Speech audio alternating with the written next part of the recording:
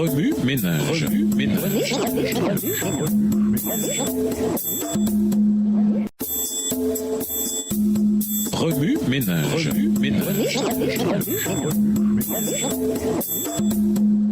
Bienvenue dans votre émission. Remue ménage. Nous voilà à la leçon de vendredi, quand la tromperie mord la poussière. Lisons Apocalypse 12, le verset 9. Apocalypse 12, verset 9.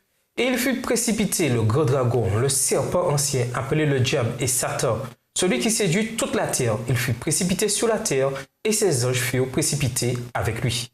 Pour conclure, la leçon de cette semaine a attiré notre attention sur le fait que nous vivons à une époque où Satan tentera de nous tromper plus que jamais, car il sait qu'il lui reste très peu de temps.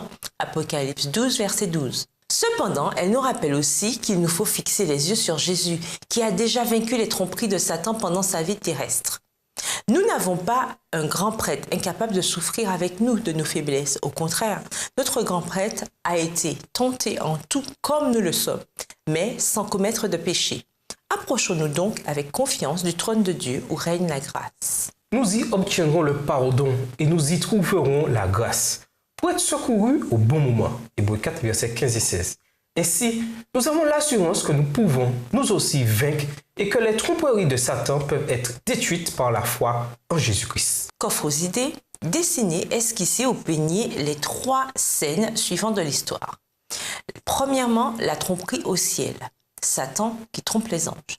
Deuxièmement, la tromperie sur la terre. Satan qui séduit Ève dans le jardin d'Éden. Troisièmement, la tromperie vaincue. La tentative de tromperie de Satan vaincue par Jésus, qui s'est appuyé sur la parole de Dieu dans le désert.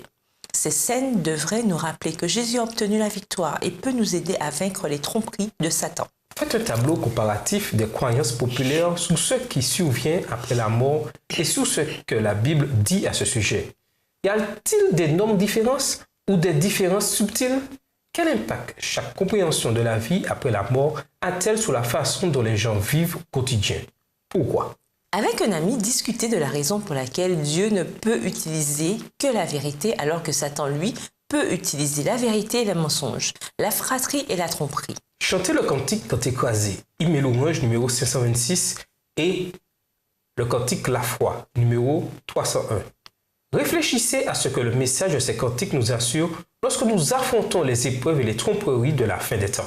Notez dans votre journal d'autres histoires tirées de la Bible ou de vos expériences personnelles où il est arrivé que la tromperie soit un moyen d'obtenir un résultat désiré. Quels ont été les résultats? Observez les insectes qui peuvent se camoufler ou ressembler à quelque chose d'autre.